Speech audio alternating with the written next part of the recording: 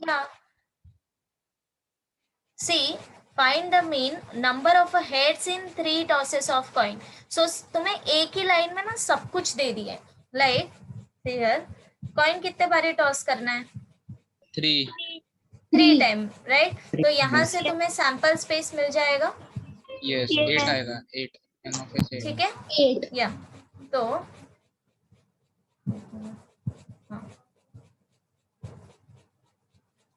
तो यहाँ से तुम्हें सैंपल स्पेस मिलेगा. देन इसके बाद टेल मी x क्या आएगा? Number of heads 0 1 2 number of 3. Heads, right? अभी तुम 3 टाइम कॉइन टॉस कर रहे हो, मतलब कि प्लेसेस कितने होंगे? 3 प्लेस होंगे, राइट? 3 है ना? तो नंबर ऑफ हेड आने के चांसेस कितने हैं तीनों में? या फिर 0 1 0 1 2 2 3. 0 1 2 3. राइट? एंड देन तुम्हें फिर उसका मीन फाइंड आउट करना है. That's it. मैं तो पहले सिर्फ xi का ऐड करके मीन ढूंढना है. या x आएगा. Expected value expectation of x आएगा ना. Yes Yes, ma'am. Yes xi pi plus एक मिनट. See, mean is nothing but expectation only. Yes Yes. I told you ना कि see, हम लोग क्यों यहाँ पे expectation word यूज करते हैं? Because यहाँ पे हम probability के केस में कर रहे हैं, राइट? यस तो इसीलिए बस हम उसको expected value या फिर expectation, mean भी बोलेंगे तब भी तुमको वही फाइंड आउट करना है, expectation. Okay, because expectation of x is nothing but mean only. mean को भी हम म्यू से डिनोट करते हैं ना. Yes Yes. समझा? सो जब भी तुम्हें मीन बोला जाएगा तुम एक्सपेक्टेशन फाइंड आउट करो. मैं अब हो इसका जाएगा. आंसर क्या आएगा? 1.5 आएगा. 1.5. 1.5 1.5. 1.5. या पीछे आंसर चेक कर लो, बिकॉज हाँ पीछे दिया होगा ना इसका आंसर. मैं लेकिन एक्सपेक्टेशन 12/8 आ रहा है. यस 12/8. तो स्किप किया तो 3/2 मतलब 1.5 आएगा. Simplify किया मैम. या सी पीछे जो डेसिमल में आंसर दिया होगा ना, तुम भी डिवाइड करो और चेक करो फिर आंसर आ रहा है क्या. हम अगर डेसिमल में नहीं किया ऐसे फ्रैक्शन में छोड़ वो भी चलेगा, कोई प्रॉब्लम नहीं है उसमें. वैसे यहाँ पे एग्जांपल्स में कैसे किया है, मोस्टली हम लोग डेसिमल वैल्यू फाइंड आउट करते हैं, कभी कभी नहीं भी करते. So it depends. See variance के केस में तुम्हें करना पड़ेगा, बिकॉज तुम्हें जब स्टैंडर्ड डिविएशन निकालना है तो स्क्वायर रूट निकालना पड़ेगा ना. यस तो उस केस में तो तुम्हें फाइंड आउट करना ही है एवरी टाइम. तो अगर सिंपल कैलकुलेशन है तो तुम लोग डेसिमल में फाइंड आउट कर लो आंसर. ठीक है? वैसे वैल्यूज इतने भी बड़े नहीं होते कि तुम फाइंड आउट नहीं कर सकते easily.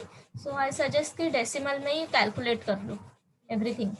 Expectation, mean and sorry expectation, variance and standard deviation. Okay. मैं e of x और x इक्वल टू xi का जो मीन है वो दोनों सेम आना चाहिए. e of x and x equal to xi वाला जो वैल्यू आएगा उसका मीन.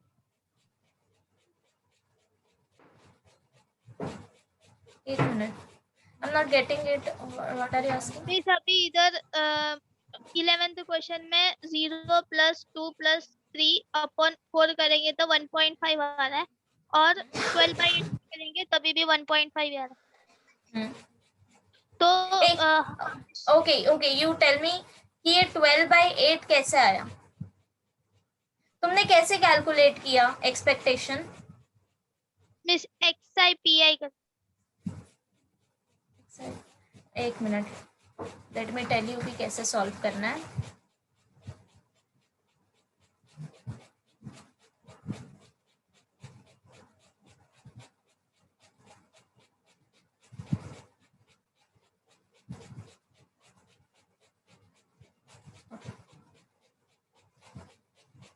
सी सबसे पहले तुमने सैंपल स्पेस फाइंड आउट किया होगा, राइट? यस. Yes. इस फॉर्म में, correct? And n of s तुम्हें क्या मिला? 3 बारी कॉइन टॉस कर रहे हो ना? 8, right? Okay. Now next thing is कि x क्या दिया है तुम्हारा? Number of heads. 0 1 Number of heads. Number of head. So 0 1 2 2 3. 3. Now tell me कि probability क्या मिला pi for 0 1 by 1 8 by 8. 1 by 8. 1 by 8. 1 by 8 for 1 3 3 by by 8. 8. 3 by 8. again 3 by 8 3 right by 8. 8 1 by 8 by 8. 8. 1 by 8 right okay Yes. then इसके बाद तुम जब xi xi pi pi करोगे तो ये क्या हो जाएगा 0 right so 3 by 8 6 by 8 by 8. 8 3 by 8. 3 by 8 then directly अभी इसको ऐड करो 12 by 12 8 by 12 by 8. 12 by ठीक है 8. So this is equal to 12 by 8 अब बताओ कि किसने कौन सा मेथड से किया है क्या करा तुम लोग ने मिस इसी में से मैम इसी एक्सआई में किया तो- अलग से निकाला, हैं टेबल में नहीं निकाला, मतलब एक्सआई पीआई का फॉर्मूला लगा के निकाला।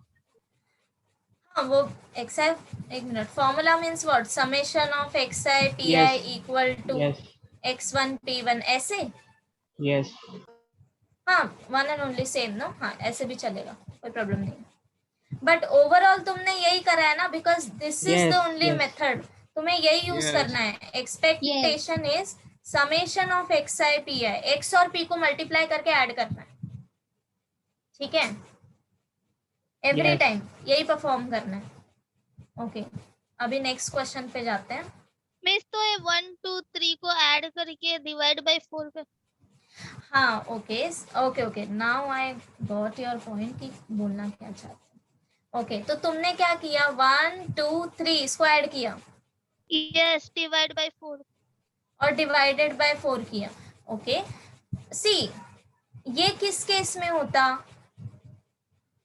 अगर मैंने तुम्हें ऑब्जर्वेशन दिए होते that I have these many number of observation 0 1 2 3 okay ये मेरे ऑब्जर्वेशन है so total number of observation is 4 right yes so उस केस में mean is equal to 0 plus 1 plus 2 plus 3 divided by 4 ठीक है इन दैट केस अगर मैंने simply तुम्हें दिया है कि तुम्हारे पास 4 ऑब्जर्वेशन है सो कैलकुलेट मीन ओके तब तुम्हें ये कैलकुलेट करना है ऐसे बट नाउ ये जो 0 1 2 3 ये क्या रिप्रेजेंट कर रहे हैं this is the value of random variable right yes अब देखो फॉर 0 के लिए ऑब्जर्वेशन कितना आ रहा है 1 आ रहा है बट 1 के लिए ऑब्जर्वेशन तो 3 आ रहा है ना यस तो ये तुमने कहाँ इंक्लूड किया है यहाँ पे समझ रहे हो यस यस मिस ठीक है डिफरेंस क्या है सो इन दैट केस अब हम क्या करेंगे हम प्रोबेबिलिटी भी कंसिडर करेंगे कि रैंडम वेरिएबल का 0 आने का प्रोबेबिलिटी क्या है रैंडम वेरिएबल 1 होने की प्रोबेबिलिटी क्या है समझ रहे हो यस यस उसके बाद हम मीन फाइंड आउट करेंगे got it everyone yes miss समझे okay good now next one 2 dice are thrown simultaneously if x denotes the number Number of हो sixes गया। ये हो गया सबका Yes. यस मैम नहीं Okay. मैम फिर कौन सा मैम मुझे कौन नहीं सा आया कौन सा 12th वन 14th ओ मैं 12th रीड कर रही थी okay Yes. 14th let x denote the sum of the numbers obtained when two fair dice are rolled okay so अब तुम्हारे पास s easily आ सकता है right yes ma'am 2 Yes. Dice हम role Yes. कर रहे हैं तो s आएगा ऑर्डर पेयर के फॉर्म में 36. a, b के फॉर्म में and n of s equal to 36 मिलेगा 36. 6. राइट ओके नाउ x देखो क्या है सम ऑफ नंबर्स ऑब्टेन्ड ठीक है नाउ अब देखो फॉर एग्जाम्पल अगर मैं ऑर्डर पेयर कंसिडर कर रही हूँ 1,1 तो अब मुझे बताओ कि सम ऑफ 2 नंबर Two. क्या आएगा 2 2 राइट अगर मैंने कंसिडर किया 1,2 तब 3 क्या मिलेगा 3 1,3 4 4 1,4 5 5. 1,5 6.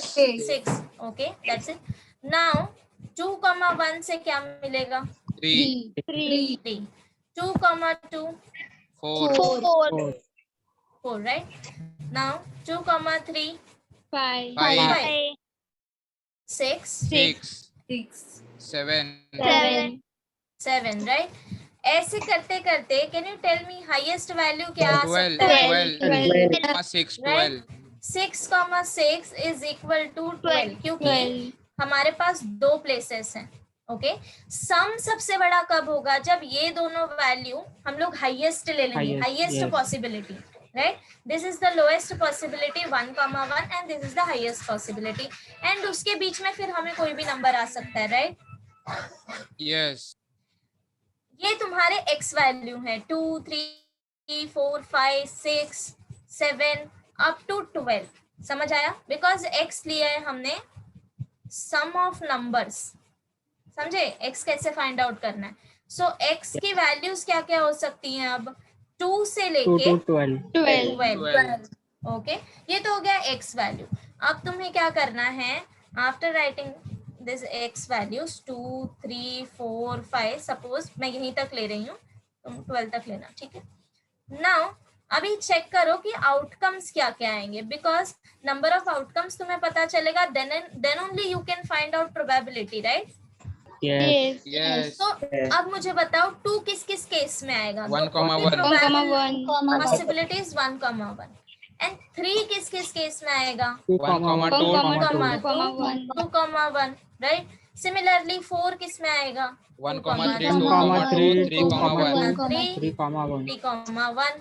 लाइकवाइज तुम्हें हर एक के लिए प्रोबेबिलिटी आउटकम्स फाइंड आउट करना है. Once you get this outcome, simply number calculate करो. एक आउटकम है, सो 1/36, राइट?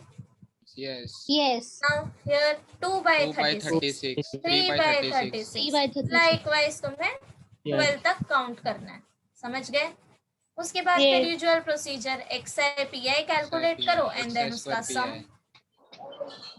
समझा? तो Yes. इम्पोर्टेंट थिंग इसमें ना यही है कि तुम x फाइंड आउट कर पा रहे हो या नहीं. ठीक है, तो हर बारी क्या करना है? Read question carefully. सबसे पहला step, find out sample space. ठीक है, कि क्या दिया है तुम्हें? रैंडम जो भी एक्सपेरिमेंट है, रैंडम एक्सपेरिमेंट पहले फाइंड आउट करो, फिर सैंपल स्पेस फाइंड आउट करने के बाद यू गो फॉर x. ठीक है, आइडेंटिफाई व्हाट इज x. एक बार तुम्हें दिमाग में ये आ गया कि what is x, then you can find out value of x from this sample space. समझ गए? Yes. है ना? अगर तुमने नोटिस भी किया होगा, हम हर एक सम में क्या कर रहे हैं? सबसे पहले हम सैंपल स्पेस फाइंड आउट कर रहे हैं, देन हम x आइडेंटिफाई कर रहे हैं, देन व्हाट इज x क्या डिफाइन किया है उन्होंने, एंड देन हम x का वैल्यू फाइंड आउट करके आगे का प्रोसीजर कर रहे हैं, right? Yes. Yes. Okay, practice करोगे तो आ जाएगा. ओके, हाँ. अब 15th में देखो, a class has 15 students whose ages are 14, 17, whatever, इतने सारे नंबर दिए हैं, years. ओके, that means क्या दिया है कि क्लास में 15 स्टूडेंट्स हैं एंड उसके एज दी है, राइट? Yes. अब मुझे बताओ, क्या मुझे यहाँ पे सैंपल स्पेस खुद से लिखने की जरूरत है या ऑलरेडी गिवन No, है? दिया है. ऑलरेडी गिवन है, राइट?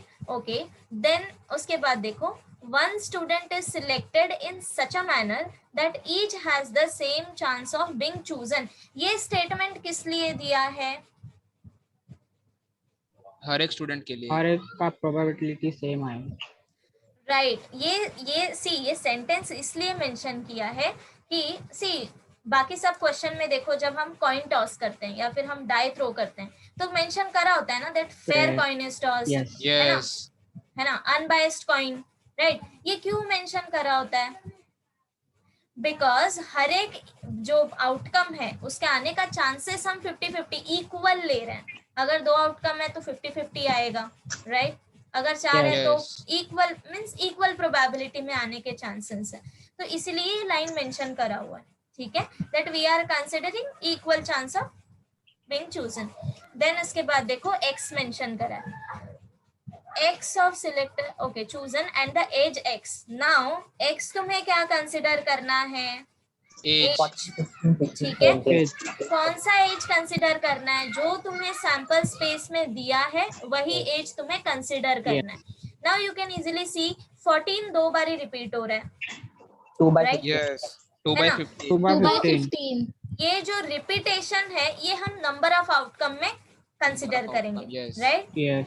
तो पहले तुम्हारा सैंपल स्पेस बनेगा जितना भी तुम्हें दिया हुआ है, 14, 17, 15 एंड जो भी है।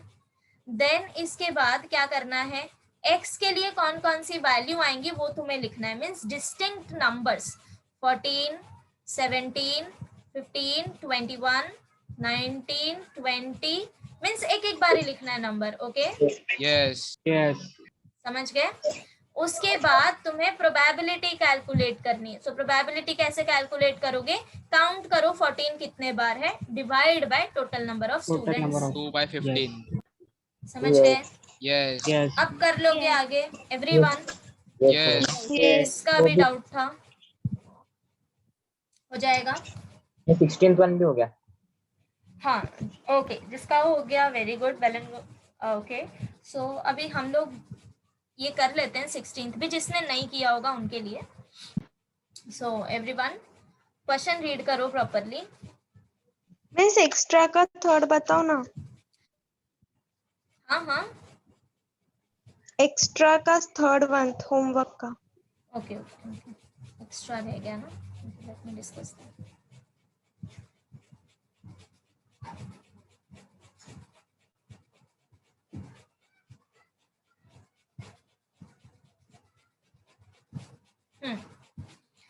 So the PMF of random variable x is as follows.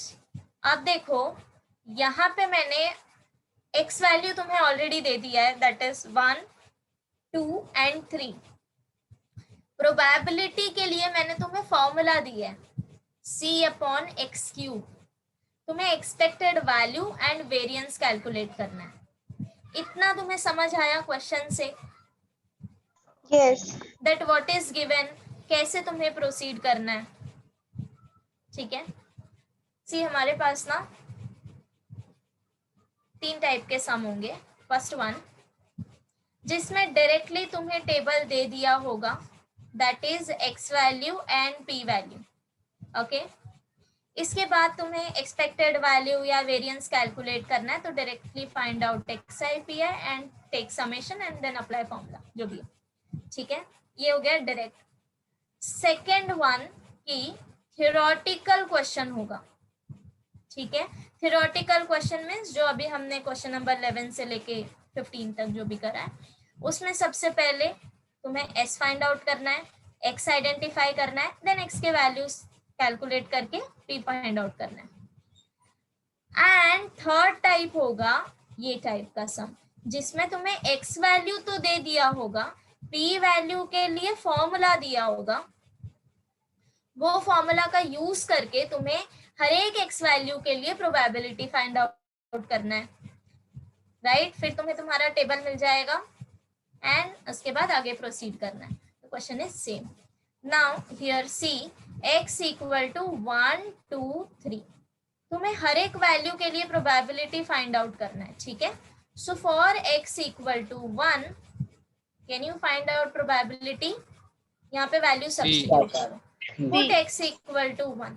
अगर तुमने LHS में 1 पुट किया है x को, तो RHS में भी 1 सब्स्टिट्यूट करो, तो C/1 which is equal to C।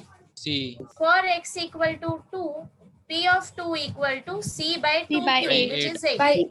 C/8. Okay, and for x equal to 3, C/27 C/27. C/2 3 cube which is 27, 27 right? अब देखो Yes. तुम्हारे पास टेबल है x and p value, but the thing is कि this constant term ये तुम्हें हटाना है, right? So you know Yes. That summation of pi PMF is है। Equal to 1। 1. ऐड कर yes. लो, correct? So this is equal to 1 and यहाँ से c का वैल्यू फाइंड आउट करो। yes. Now let me check homework किसने किसने किया है। एक मिनट, खुशी खुशी टेल मी सी वैल्यू, सी का वैल्यू क्या मिला? मिस मुझे भी इसी सम में डाउट था तो मैं कैलकुलेट कर रही हूँ। Okay, now you calculate and tell me.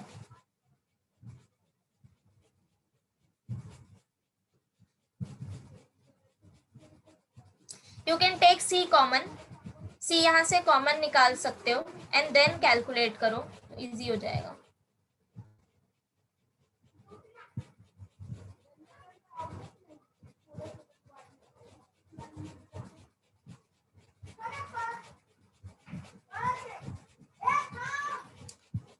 सेरोन क्या मिला था इसका आंसर? मिस 1/1.16. मिस 216/251. हाँ Yes, मुझे इस ma'am. फॉर्म में बताओ, इस फॉर्म में 216 216/251. ओके, मिला सबको? Yes. अब देखो Yes. C, अब तुम्हारे पास C है राइट.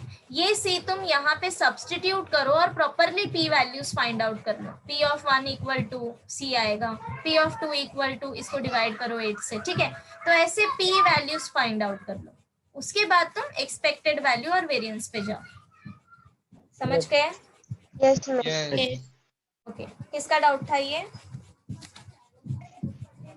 मिस मेरा. दर्शना. हाँ दर्शना आप कर लोगे कैलकुलेशन? हाँ मिस किया था, मुझे सिर्फ आंसर चाहिए था, ओ आंसर. ओके की वैल्यू चाहिए थी. ओके. सी जब भी तुम्हें आंसर चाहिए हो ना, final answer, just clearly tell me कि डाउट क्या है, ठीक है, so that we can proceed further. तो एक्सपेक्टेड वैल्यू अभी मैं बताती हूँ directly. 294 divided by 251, is it? Yes, ma'am. Okay Yes. Fine. तो अभी लास्ट क्वेश्चन पे आते हैं. This is my notes, I don't want to write it here. हाँ, वन मोर थिंग, नोट्स में जो बीच बीच में मैंने रेड पेन से नोट्स लिखे हैं ना, वो तुम्हें सॉल्व करते टाइम लिखने की जरूरत नहीं है. वो सिर्फ एक्सप्लेनेशन के लिए, दैट अगर तुमने क्लास में कुछ मिस आउट किया होगा तो वो तुम पढ़ लोगे तो तुम अंडरस्टैंड कर सकते हो इजीली. ठीक है? Yes. Okay, last question.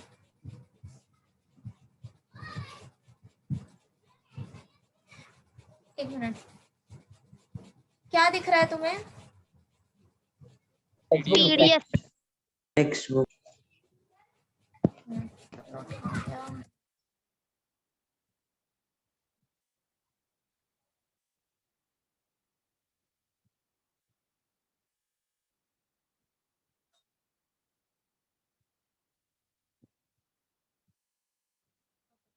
The last one. In a meeting, 70% of the members favor and 30% oppose a certain proposal. Okay, a member is selected at random and we take x equal to 0 if he opposed and x equal to 1 if he is in favor. Okay, find expectation and variance. Now, हाँ, Total क्या 100 हुआ? members लेने का. Yes. Yes, don't worry about कि total कितना consider करना है. First of all you tell me कि x के कितने वैल्यू हैं? 0 1. 0 1. ठीक है. सी यहाँ पे हमें x डायरेक्टली मेंशन करा है कि x is equal to either 0 होगा या फिर 1 होगा. 0 किसके लिए होगा? जो अपोज करेंगे, Oppose. 30/100 आएगा. राइट. एंड 1 क्या होगा? Wait, Favor. जो फेवर में होंगे. इतना समझ आया सबको? Yes. Yes. पक्का? Yes. ओके. Yes. नाउ अभी देखो, हमें डायरेक्टली मेंशन किया है कि how many members will be in the favour of that proposal, right. 70% favour में होंगे, 30% जो होगा वो अपोज में होंगे. ठीक है. अब यहाँ Yes. पे डायरेक्टली हमें परसेंट वाइज दिया है तो हम आउट ऑफ 100 ही कैलकुलेट करेंगे. ओके, सो 70% जो है वो फेवर में, सॉरी 30% जो है वो अपोज में होंगे. अब मुझे बताओ 30 को नंबर में कैसे कन्वर्ट करोगे? 30/100. 30/100. Bye 100, right. And Yes. 70% जो है वो फेवर में 70/100. 70/100. ये है तुम्हारा probability of 1 and this is probability of 0. 0. ठीक है, अब इसके बाद तो ये हो जाएगा ना. This is very simple. इसके बाद अब हमें तुम्हें टेबल भी ड्रॉ करने की जरूरत नहीं है, डायरेक्टली एक्सपेक्टेशन लिख लो. दो ही हमारे पास वैल्यू है, सो x1 p1 plus x2 p2. ठीक है, Yes, 70/100. ओके. सो ये आगे कंप्लीट करो जिसने नहीं किया है. जिसने किया है it's fine, just relax for 5 minutes because new topic start करेंगे.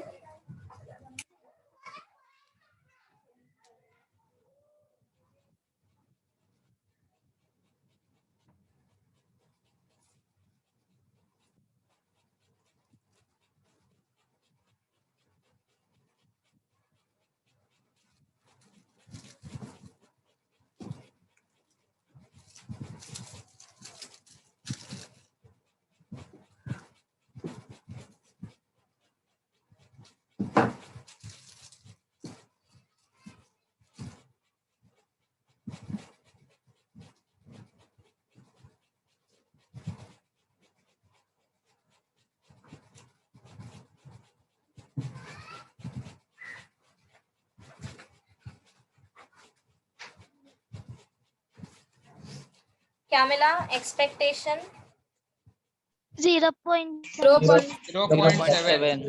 और variance 0.21. Variance 0.21. 0.21 okay. This is 0.7 0.21. Fine.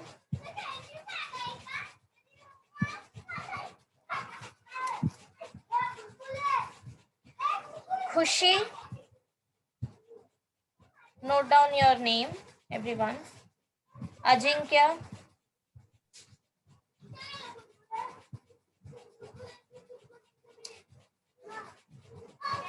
साहिल सकपाल,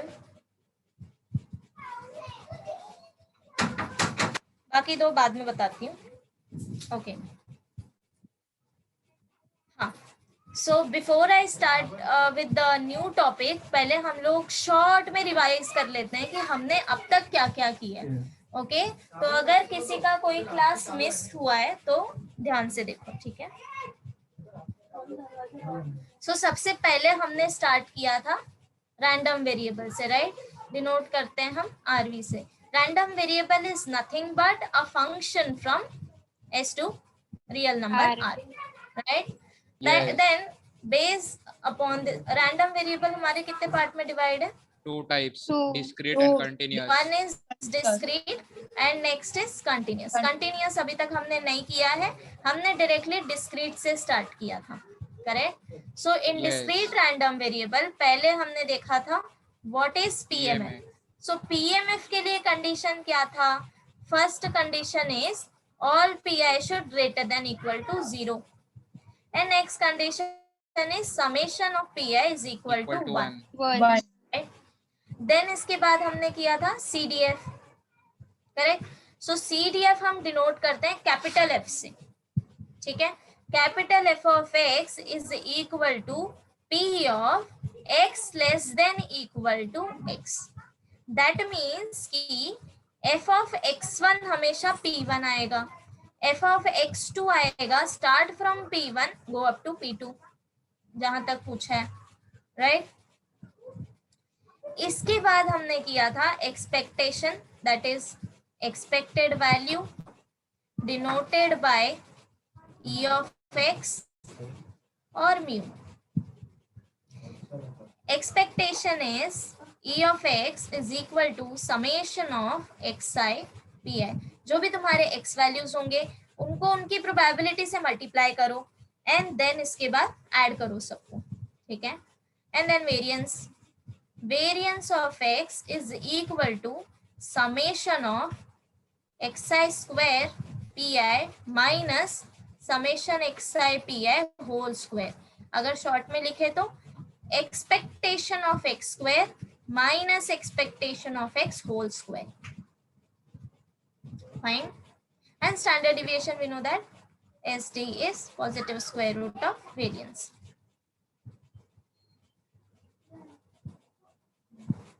अब मुझे बताओ इन सारे टॉपिक में से किसी को कहीं पे भी डाउट है कि हम कैलकुलेशंस कैसे करते हैं?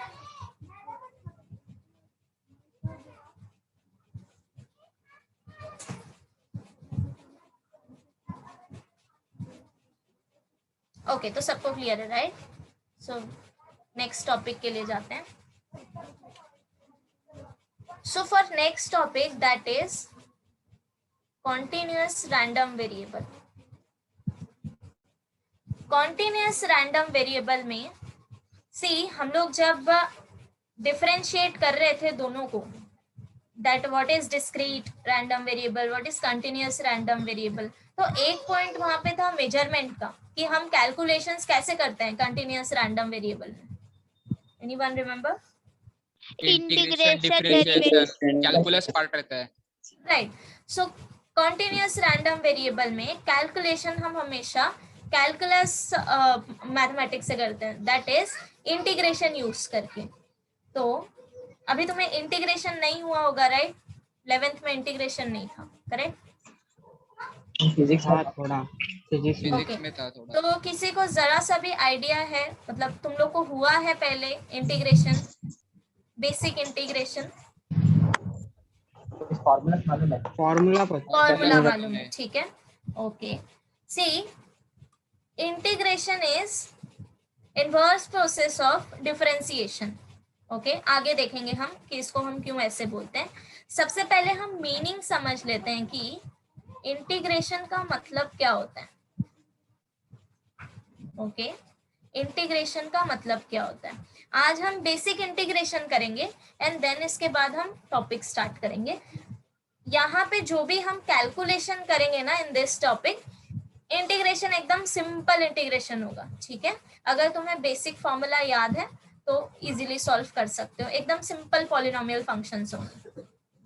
Now what is integration? Suppose curve दिया है हमारे पास, ठीक है?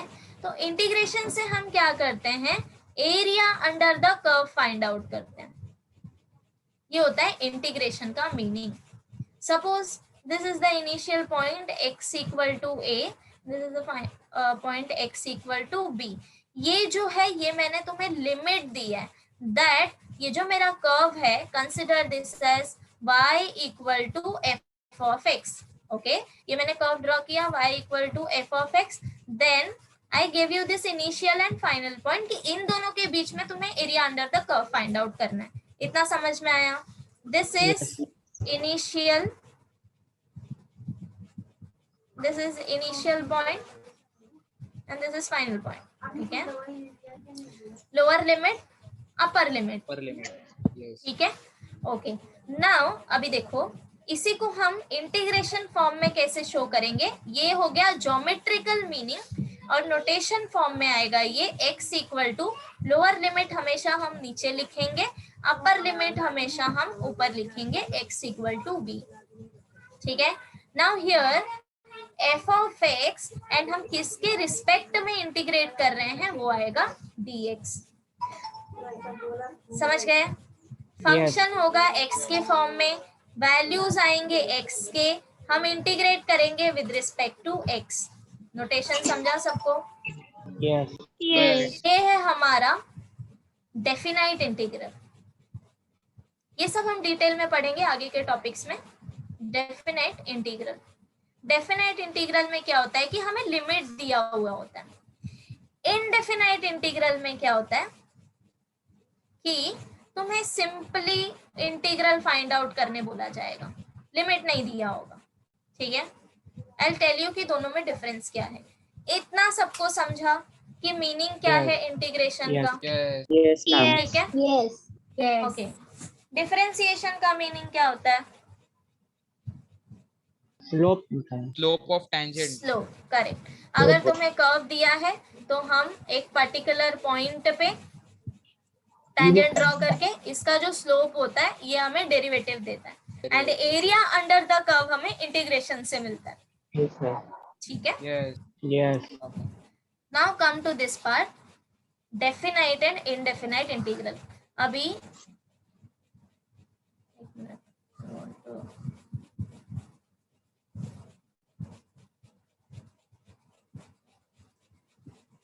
इंटीग्रेशन के दो टाइप होते हैं. First one is indefinite integral and second one is definite integral.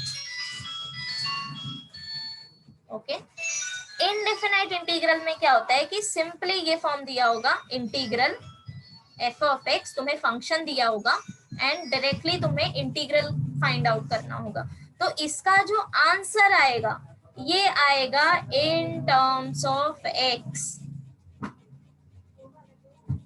Okay, plus some integral constant.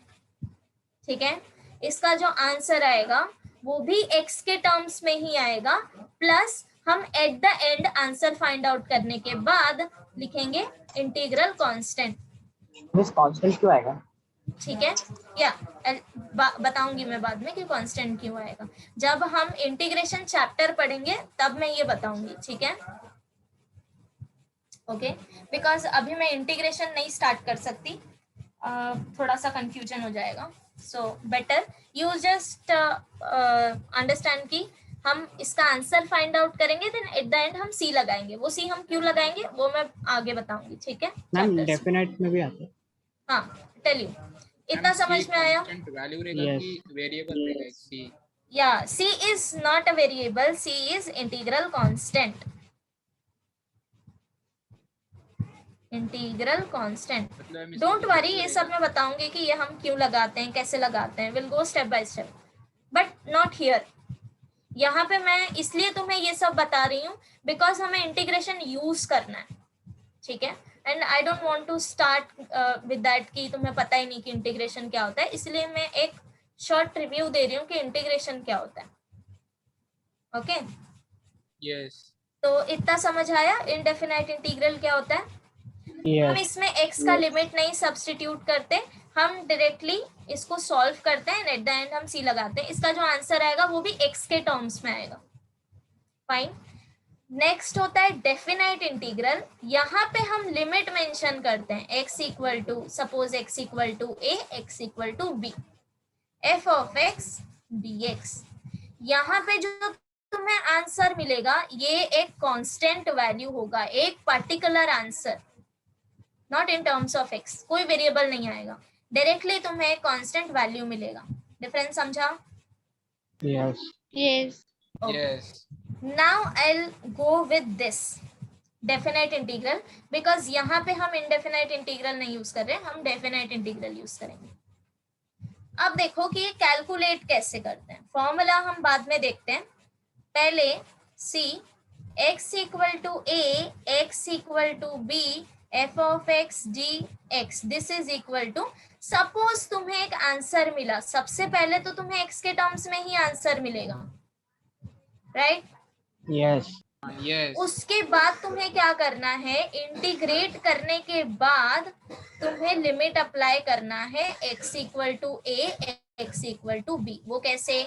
ये तुम्हारा एक पर्टिकुलर आंसर है, राइट? फॉर एग्जाम्पल अभी टाइम बिंग के लिए मैं ये कंसिडर करती हूँ, x equal to 2 to 3 dx. This is equal to, x का इंटीग्रल आता है x square by 2.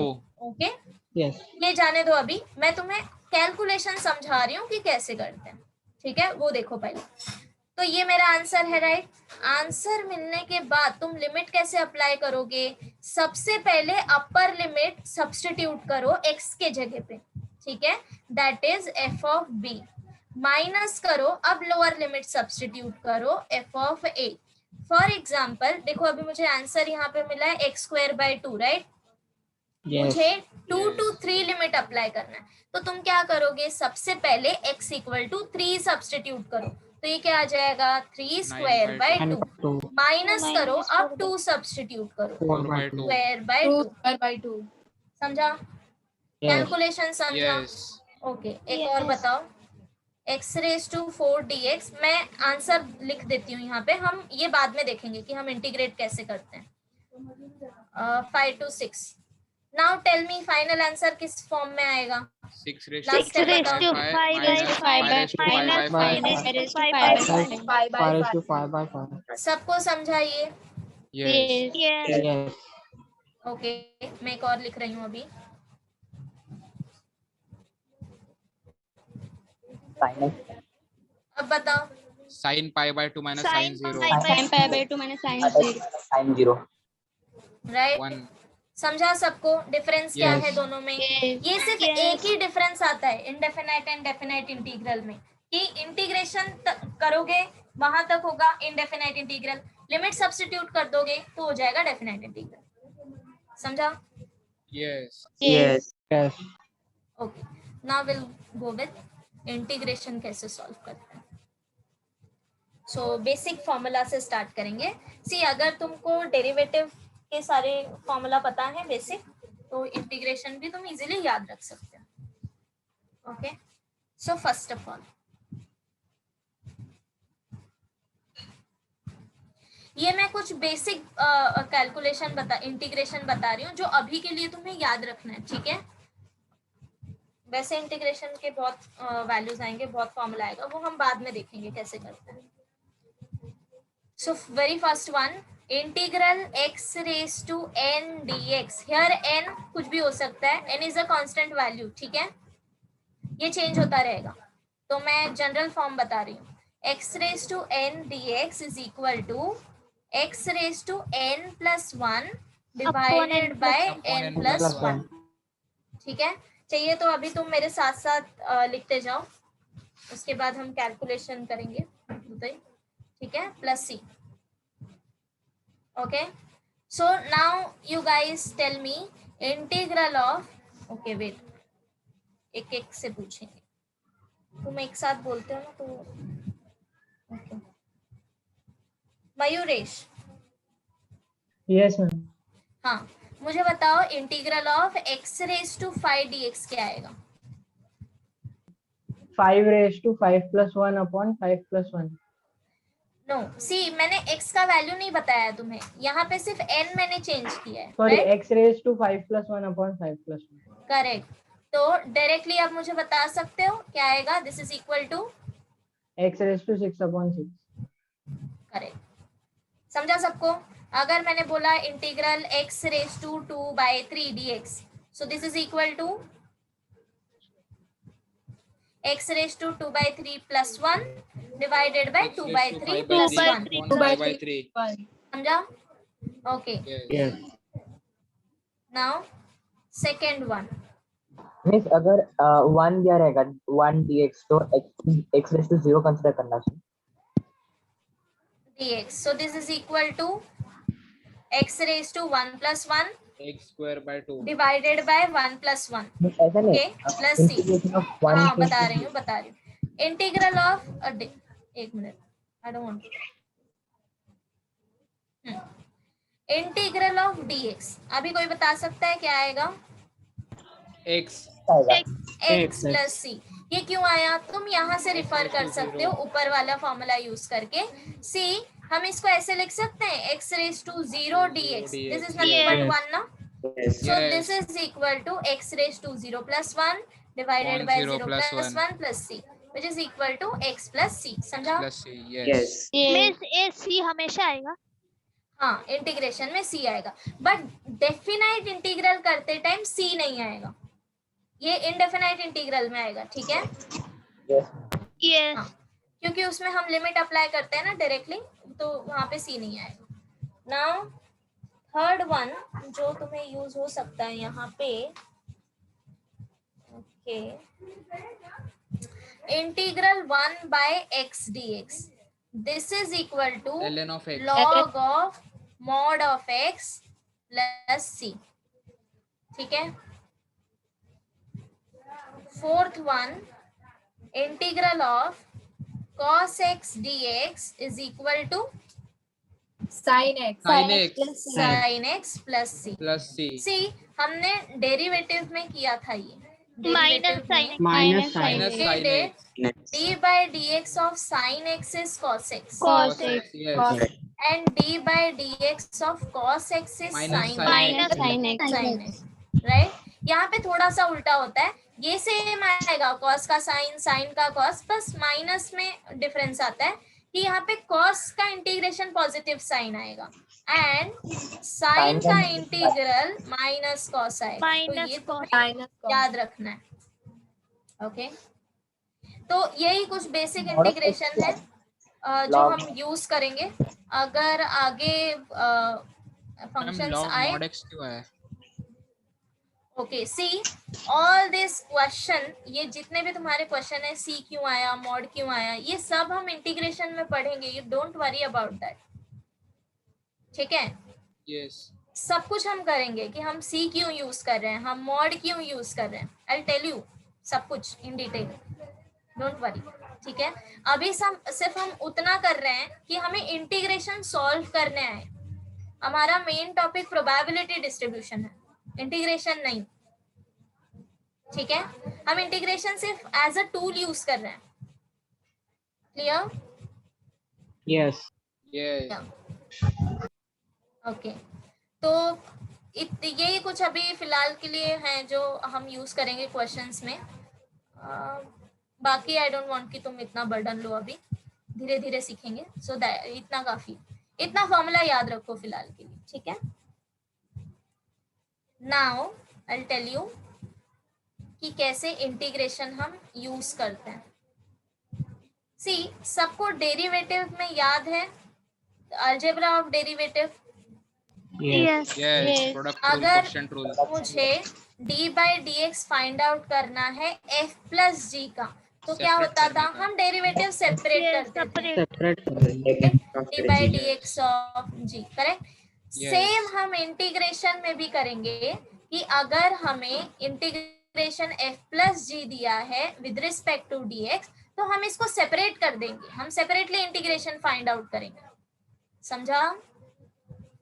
Same for subtraction. Okay, अभी एक चीज यहाँ पे अलग है, इन डिफरेंशिएशन हमने प्रोडक्ट रूल यूज करा था f इंटू जी को डिफरेंशिएट करने के लिए, right? f Yes. Into take derivative of g plus g into take derivative of f, right?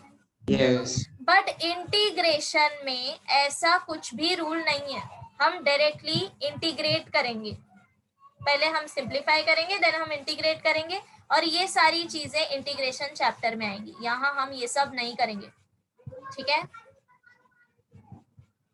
और अगर आए भी तो भी सिंपल फंक्शंस आएंगे, वो मैं सॉल्व करते टाइम बताऊंगी। ठीक है, सो Yes. इंटीग्रेशन में no such a rule like that, कोई रूल नहीं है ऐसा।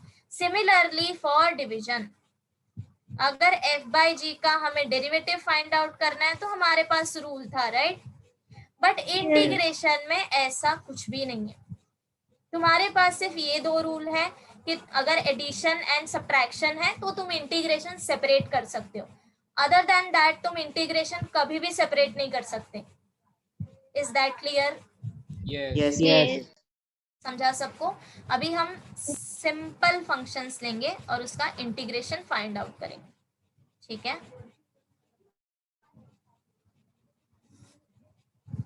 ओके, सो फर्स्ट वन पहले सिंपली स्टार्ट करेंगे, integral of x square plus x dx। अब देखो यहाँ पे मैंने तुम्हें पॉलिनोमियल दिया, राइट? Quadratic equation, correct? अब तुम यस यहाँ पे ऑब्जर्व कर सकते हो कि अगर तुमने इसको f लिया, इसको g लिया, तो दो फंक्शन जो है एडिशन साइन से सेपरेट हो रहे हैं। That means you can separate integral, so x square dx plus integral x dx। इतना समझा? अब Yes. इसके बाद मैंने तुम्हें फॉर्मूला बताया था, integral x raise to n dx is equal to x raise to n plus 1 divided by n plus 1 plus c, correct?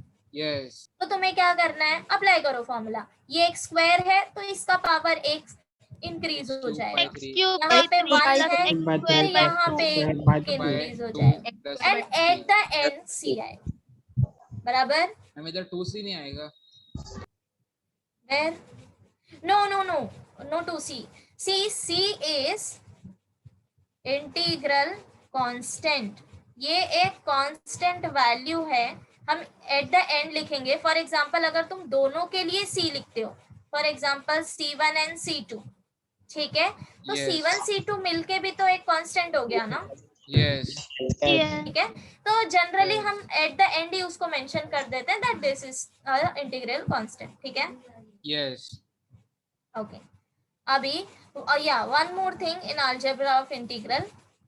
Second, integral of suppose 2 into x square दिया है. अगर कोई कांस्टेंट टर्म मल्टीप्लिकेशन में, तो तुम उसको बाहर ले सकते हो इंटीग्रल के. समझा? Yes. So this is equal to 2 into x cube by 3 plus c. Plus Is it clear? Plus से 2 के साथ मल्टीप्लिकेशन मैम. No, c तुम्हें अगर okay this is same only. अगर 2 के साथ मल्टीप्लिकेशन लिया तो ये हो जाएगा 2c.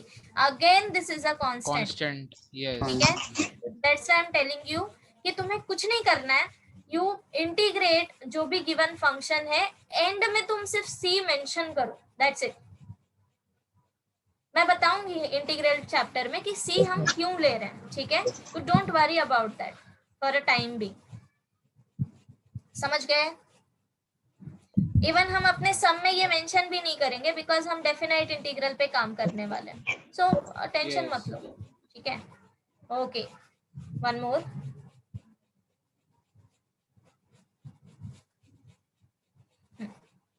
इंटीग्रल के x cube dx.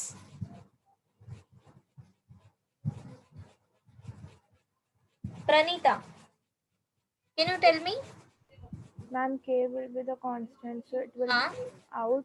correct, So will be x raised to 4 by 4 plus c. correct, plus c, right?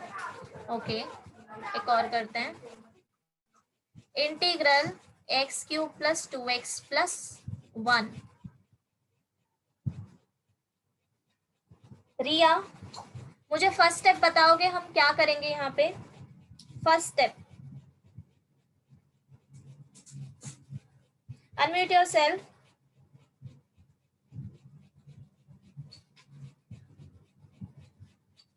C don't take it lightly कि तुम सब कुछ आखिरी में कर लोगे. No you can't.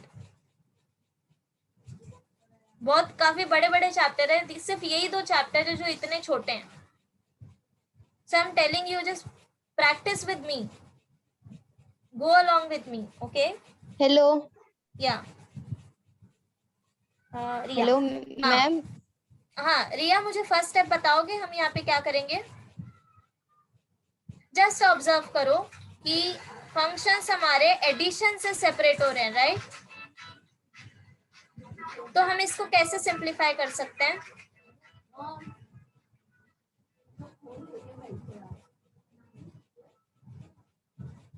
Confuse?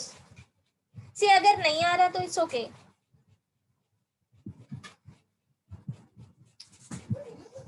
Keep responding. क्या हो रहा है? Aditi, can you tell me?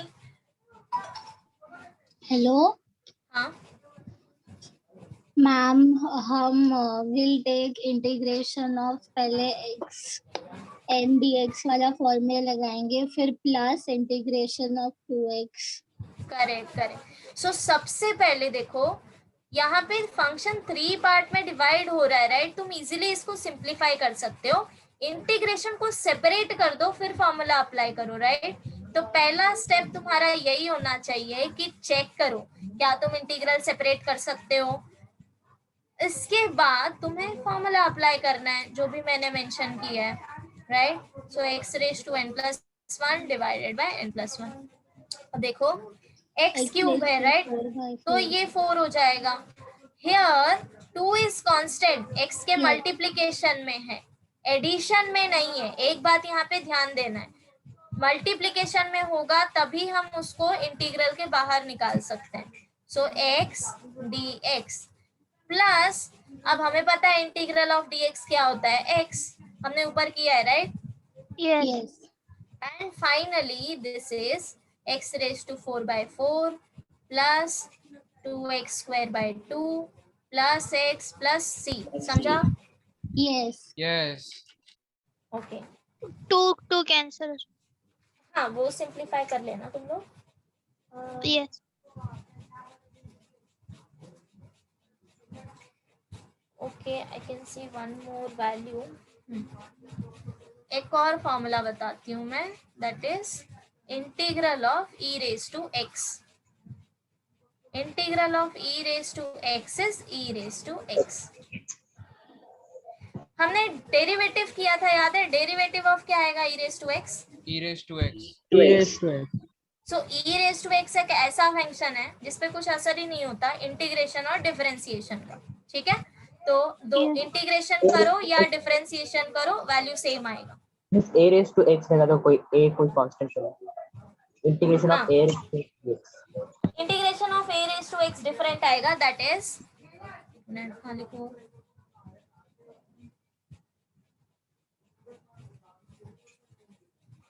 Integral of a raised to x dx is a raised to x upon log a plus c. ठीक है? Yes.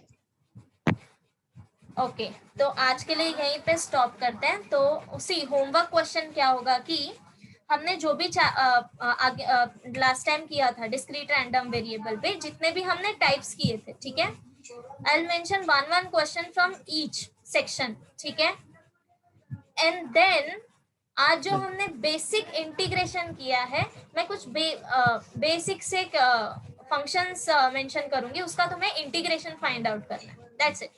कर लोगे? Yes. Yes. ओके. Miss, हाँ बोलो. वो आपको एक बार पूछा था ना differentiation derivative of greatest integer function x, या डेरिवेटिव वो कैसा आता है? 0 कैसे आता है?